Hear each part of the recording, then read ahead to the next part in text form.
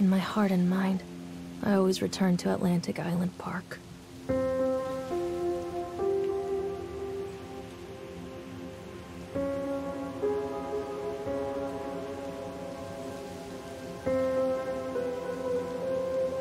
Where's Mr. Bear? I haven't seen Mr. Bear, Callum.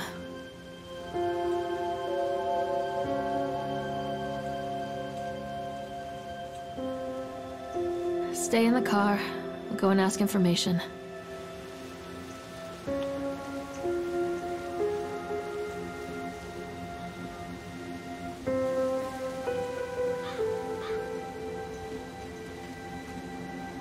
Attention, patrons. The park is now closed. Please make your way to the car park at your earliest convenience. Employees prepare the park for shutdown.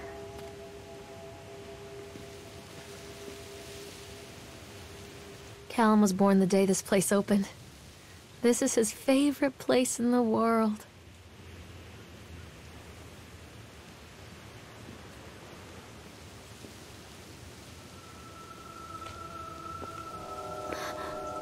What?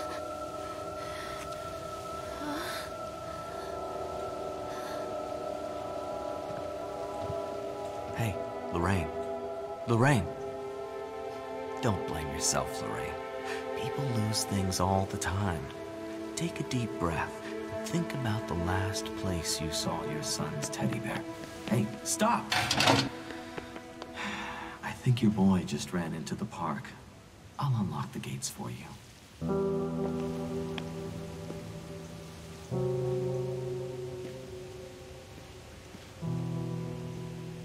Wait for Mommy, Callum! Come on, this way! Wait for Mommy, Callum! Over here!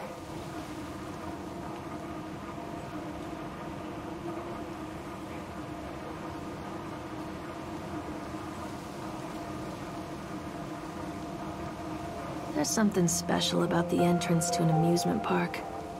A line drawn between the real world and the world of whimsy within. On this side, the apathy of our everyday lives. And on the other, anything we might dare to dream. It's no wonder Callum ran back inside. I wouldn't want to leave either. Attention employees, the park is now closed. Have a safe journey home.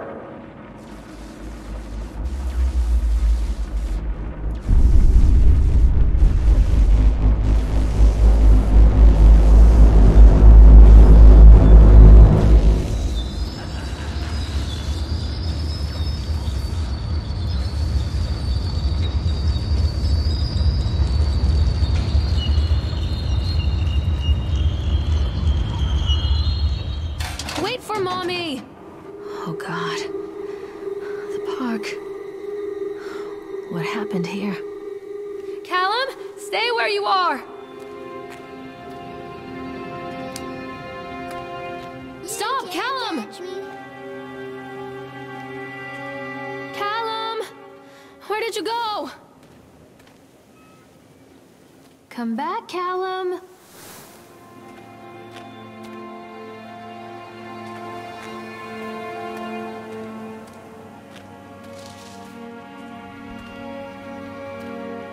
Where are you? This way, Mommy!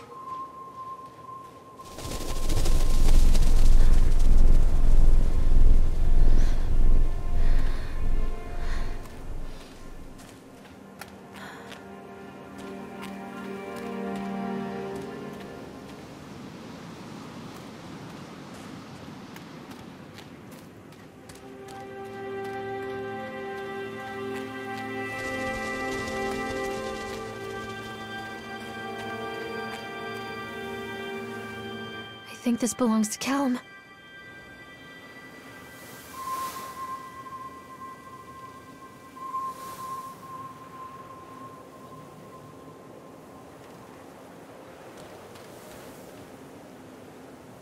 Chad the Chipmunk, huh? Just a drunk guy in a suit.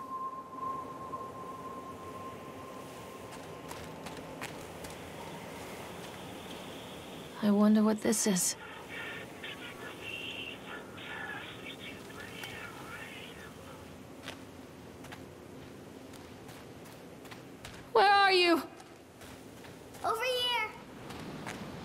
Where did you go?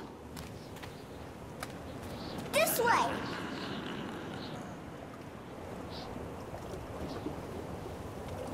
Callum!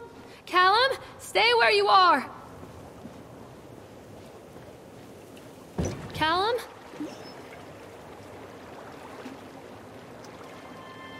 Callum? Mommy! Where are you?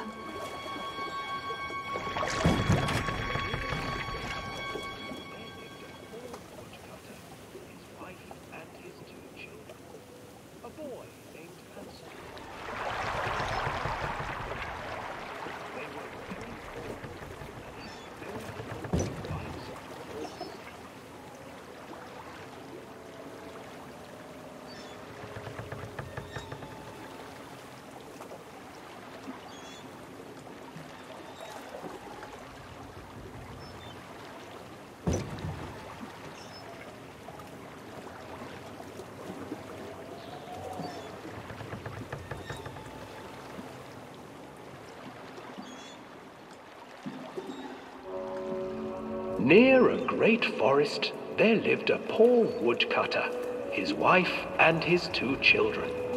A boy named Hansel and a girl named Gretel. They were very poor and had very little to bite or sup.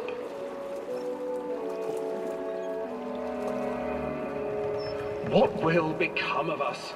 the woodcutter asked his wife one night. "I tell you what, husband, we will take the children into the thickest part of the forest tomorrow and abandon them there." "No, my wife, I cannot do that," said the man. "Then we will all 4 starve, you fool." Hansel and Gretel overheard their parents talking, and Gretel began to weep. "Do not fret, Gretel," Hansel said. He crept out of the hut and gathered white stones from the ground to fill his pockets.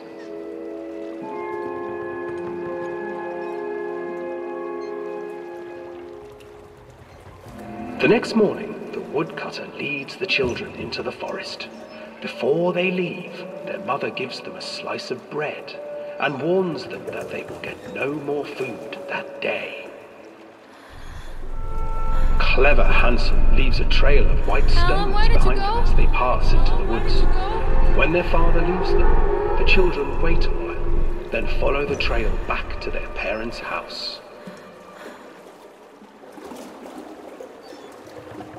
After receiving a thorough scolding from their parents for getting lost in the woods, the children are sent to bed without any supper. Hansel tried to sneak out and collect more white stones, but found that the door was locked.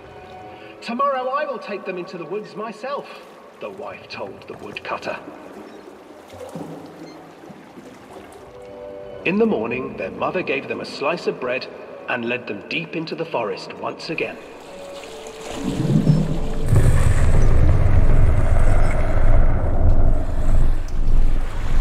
Hansel broke his bread into pieces and left a trail of breadcrumbs to lead them safely home.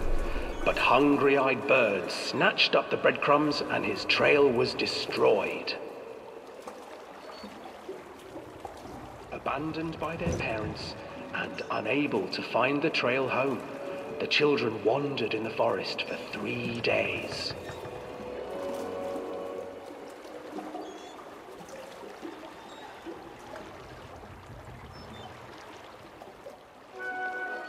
The children stumbled into a clearing with an exceedingly strange house.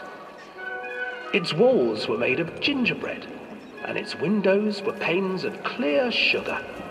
Hansel, desperately hungry, ran forward and began to nibble on the walls.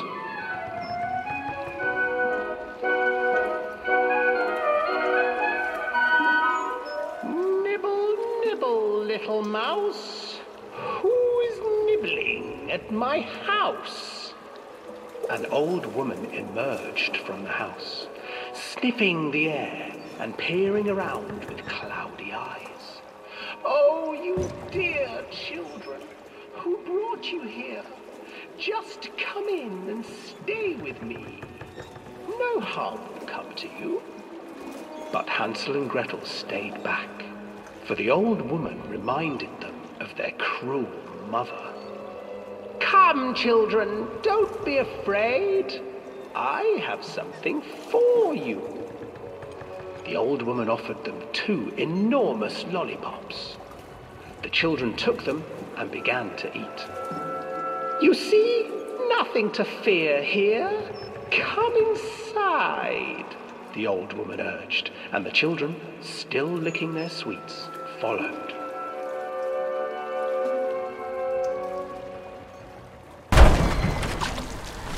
Once inside the house, the old woman changed.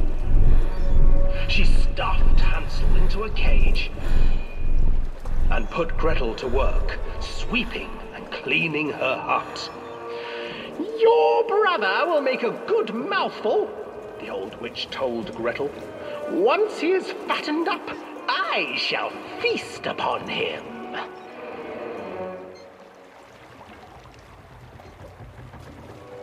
Time passed, and poor Hansel refused to eat, fearing the day that the witch would eat him.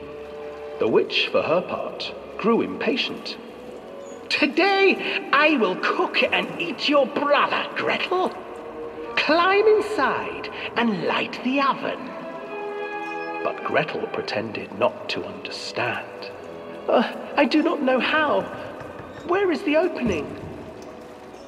"Fool," the old witch said. "The opening is here." And she moved to show Gretel. Seizing her courage, brave Gretel gave the witch a shove, and the old crone tumbled forward into the oven. Gretel slid a large iron bolt over the door to the oven. Gretel freed her brother Hansel, and together they lit a fire beneath the oven. And though she screamed and begged, the children sat by the oven until her screams had stilled, and the witch was cooked. And then, because even children can't survive on sweets, they divided up the body of the old witch and ate her.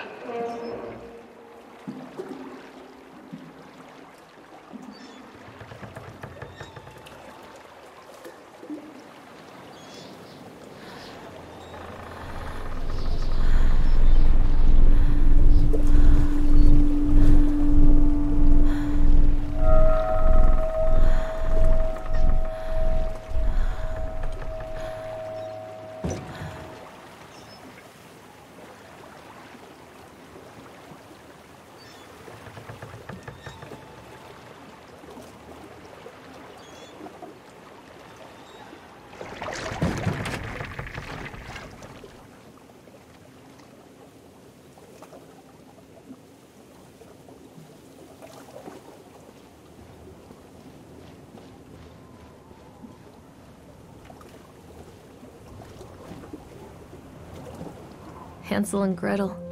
I used to read it to Callum when the electricity was shut off. Those poor children. The whole world against them. The forest, the birds, the old witch, even their own parents. I used to imagine that Callum and I were the kids in that story. Not mother and son, but brother and sister, hand in hand against the unkind world. We were always hungry, looking for our own house made of candy. Looking for the sweetness that could take the pain away. Hunger leads people to desperate, terrible places where the tree branches reach like claws.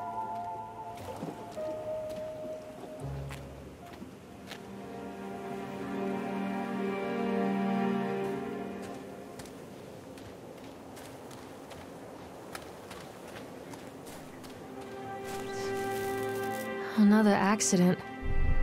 This place.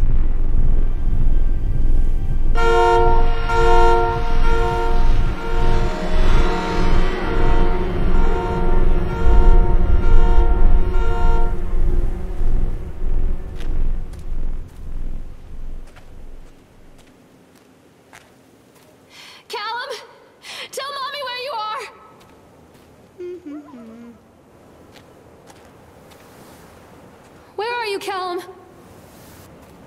This way, Mommy.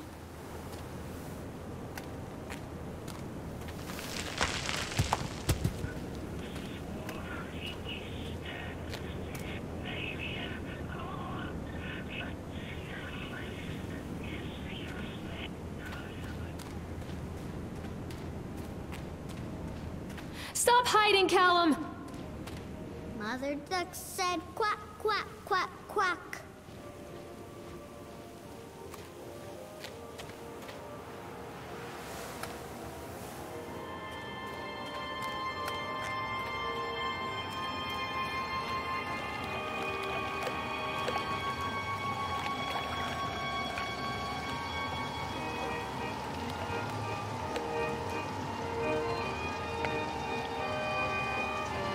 This old thing used to make the blood run to my head. It'd make me dizzy. The guy just snapped. Those poor kids.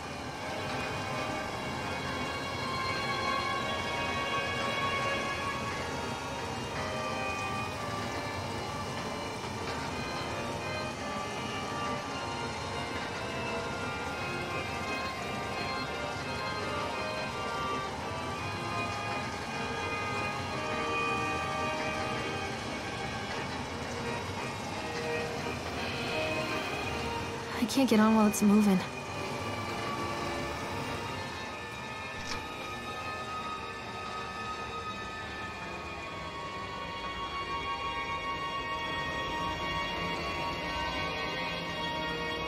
I can't get on while it's moving.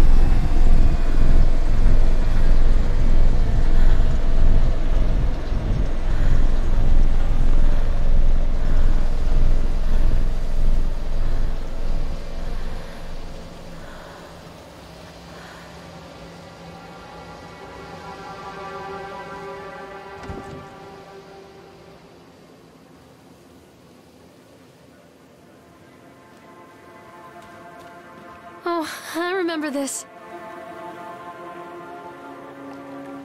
Treachery hides in thoughts. Treachery that lashes like a whip and scars our insides. The first time I saw Callum, my thoughts betrayed me. I looked down at this wrinkled, red, bawling thing and I thought, is that it? We build our world from expectations, and the world that I had built for Callum was no different. He was so real, so there, and so far from my expectations. They shattered, and as they fell in pieces, that one treacherous thought became a new foundation. All of the love that we shared, all of the warmth and goodness that followed, built on a single, traitorous thought.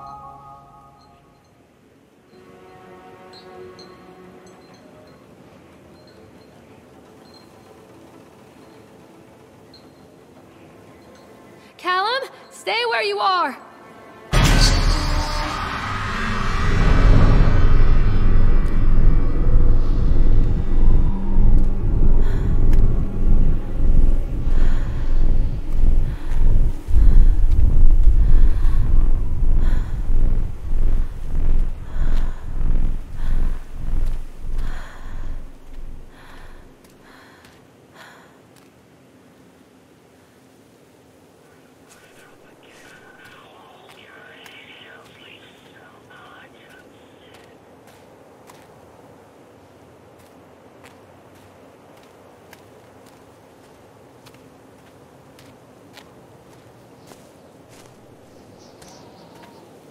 Constant crashes and 80s music.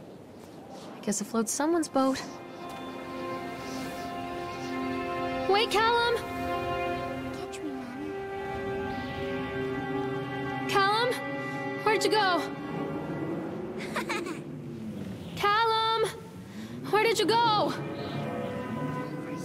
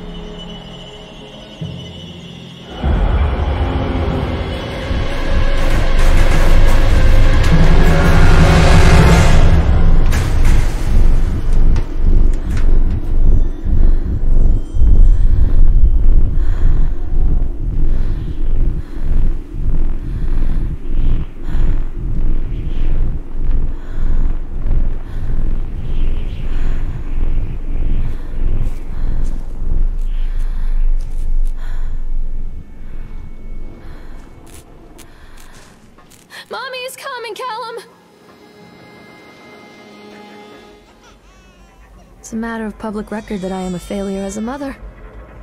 Once, when Callum was very small, I left him asleep in the car while I ran an errand. Don't even remember what it was. When I came back, the sheriff was standing next to the car, watching my boy through the window. I didn't like what I saw in his eyes. Judgment. He wrote me the ticket without saying a word, just the scratch of his pen on the notepad. When he gave it to me, our eyes met. I know what you're going through. My daughter, Helen, she just gets some help. Help was a bolt of lightning. Help was 1,000 volts surging through my veins. Help is agony. I'd rather die. I wanted to scream. I'd rather you pulled your gun and shot me. But instead my mouth said, "Yes, Sheriff."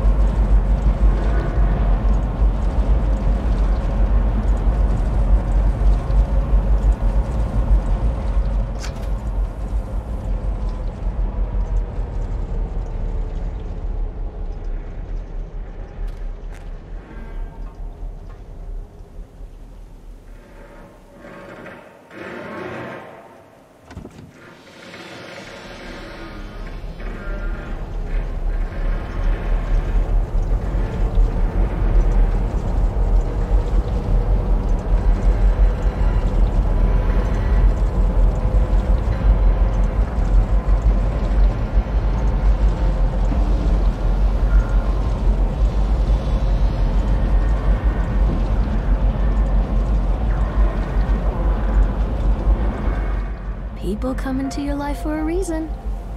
Dad used to say that before Mom ran off. After that, he mostly just drank. Things were different for Don and I. When we met, I was sweeping the floor at Susie's diner. He came in with some workers, but he didn't try to flirt or cop a feel like the others. He just ordered a coffee and sat there, watching me. When my shift was over, he offered to walk me home. I don't know how to describe that walk. We talked and laughed and eventually kissed. It felt like love. It felt like a fairy tale. I can't tell you if Callum was made that night or one of the ones that followed, but I think it has to be that night. That one perfect night. Dawn and I moved in together, but then, well, he died. According to the supervisor, his safety harness failed when he was working on the top of the Ferris wheel. Dawn was there one moment, and then gone. Sometimes people leave your life for no reason. I was 3 months pregnant with Callum. Fairy tale fucking over.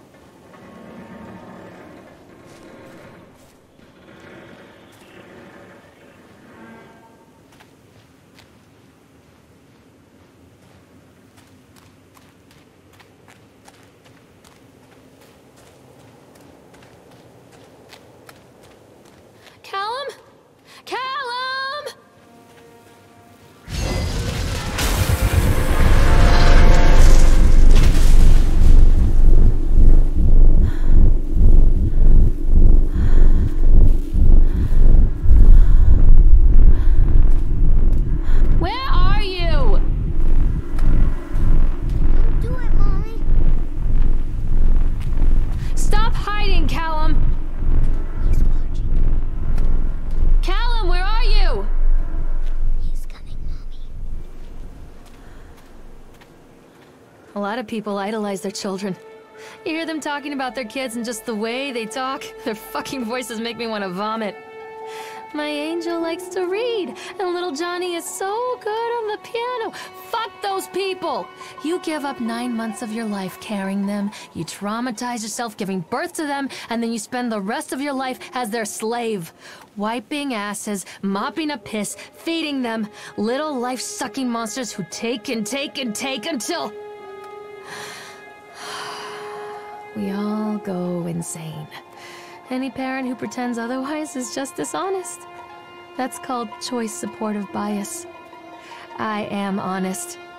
Callum really grinds my gears, and he owes me everything. Everything. It'd serve the little fuck right if I just abandoned him.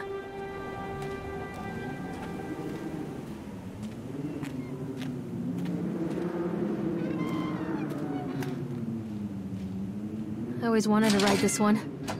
Never got around to do it before.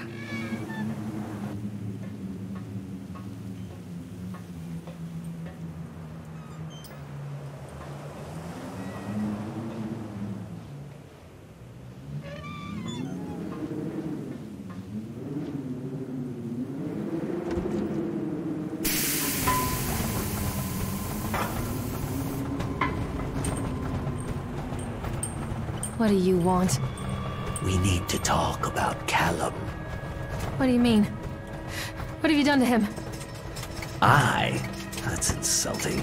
You and your boy are everything that this place doesn't want. The antithesis of what we stand for. Where is Callum? The poor child. He tried so hard to do what he was taught. He even left you a trail of breadcrumbs. But the park is just so hungry. Tell me where my son is. The witch has him now. Has both of you.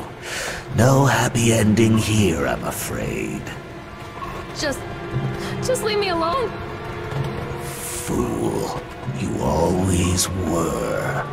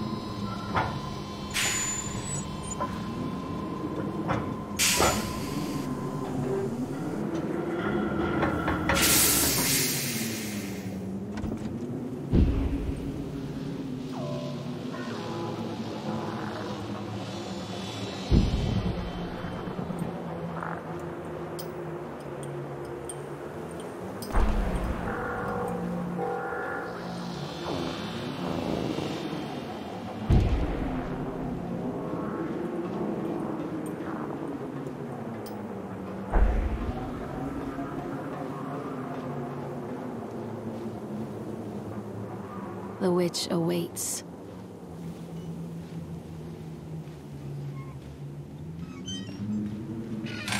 Callum has bruises on his arms, finger marks. Someone has been hurting him! I've asked him, demanded really, to know where he got the marks. But he doesn't want to answer me. Something has scared him into silence. He doesn't dare talk. He's been changing too. Something sinister lurks in the darkness behind his eyes. I catch him staring at me at odd moments. In the night, he tosses and turns and cries out words that I cannot understand. When I try to soothe him, he snaps and bites at my fingers. I think he wants to talk to me.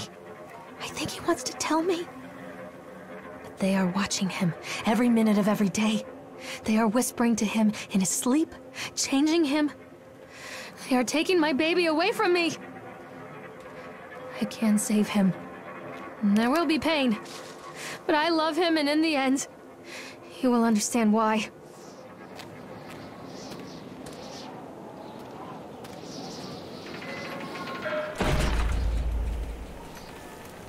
The whole town was shocked by that one. Never found out who did it.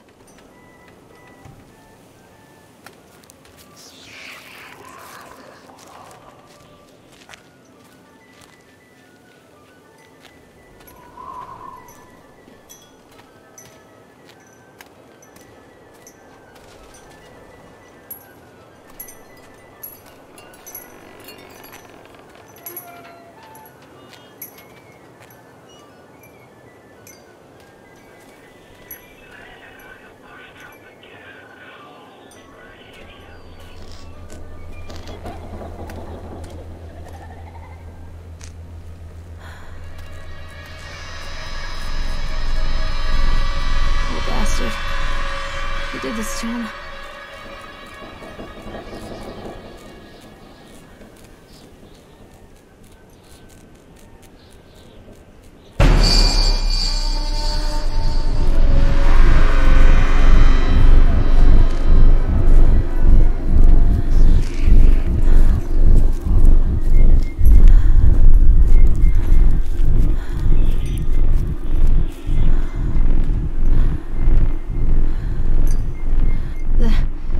These are mine.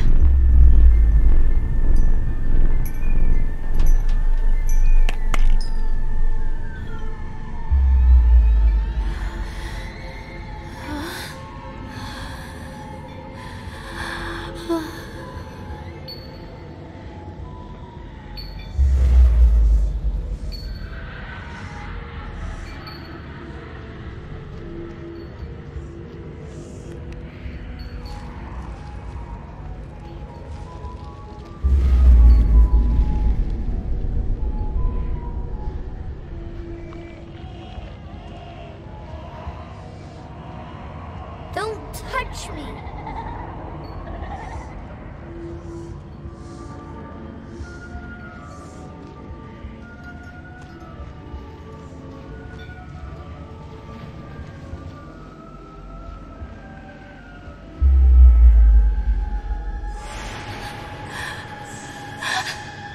Oh God, no!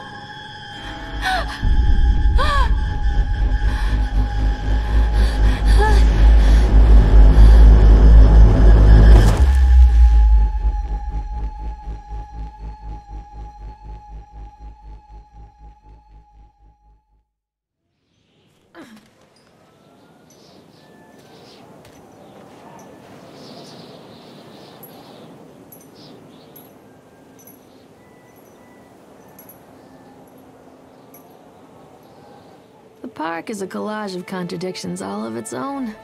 Millions of people die every year in car crashes, and the park has little cars designed specifically to simulate that action. Hear the children scream with joy. In the sideshow alley, you can walk away with 15 cents worth of mass-produced Chinese teddy bears, while a grinning carny pockets your hard-earned $5. And what secrets lie beneath the sullen waters of the lake? The tears of jilted lovers, the soiled condoms of illicit affairs, the clotted blood of the lonely suicide. And the face of the witch looms over it all. I always despised her toothy grin and warty nose. I hate that sparkle in her weathered, watchful eyes. I think Callum is waiting for me. Inside.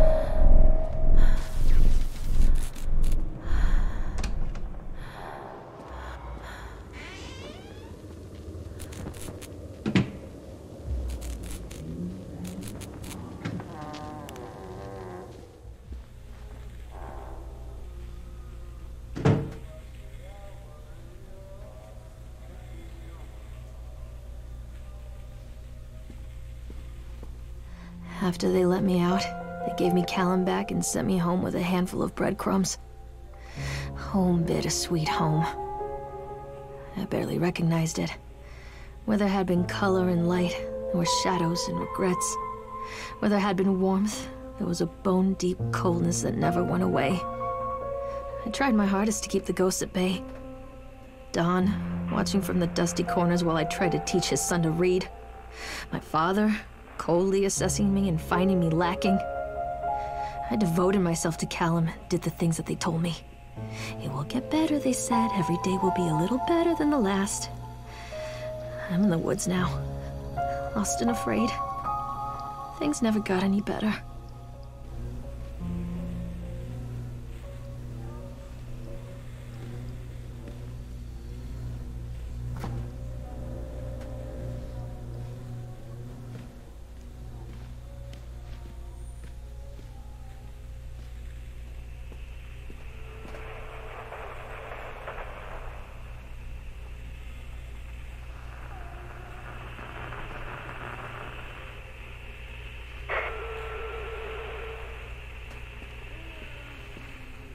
Give him to me!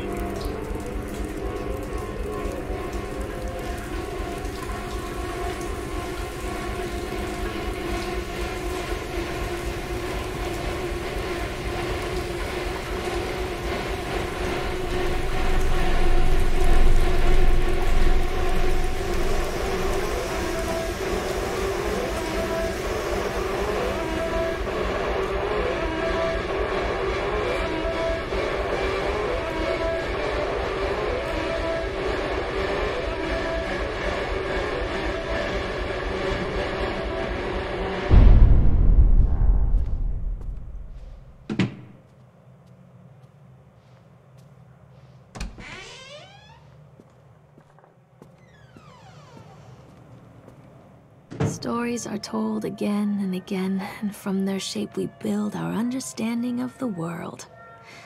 Two children are led into the woods. They are lost for a time, but then are captured by an old witch. The child goes missing in Atlantic Island Park.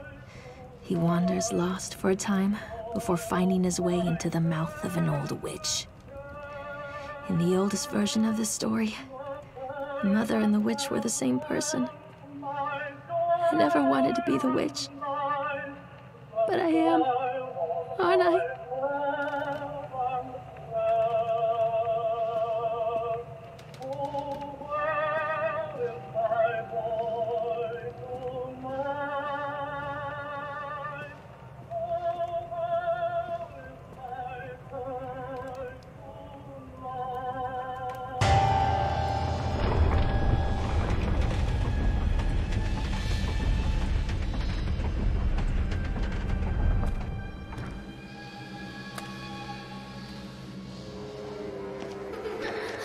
Callum?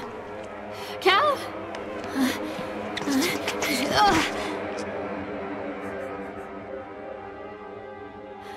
Callum? Callum? Callum!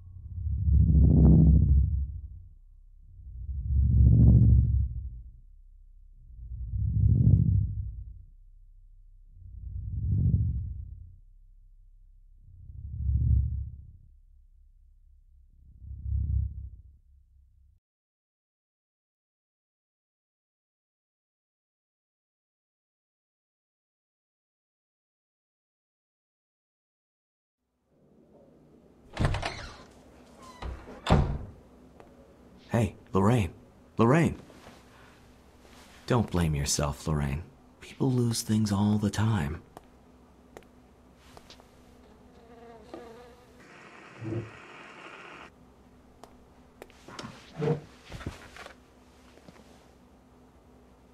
Take a deep breath and think about the last place you saw your son.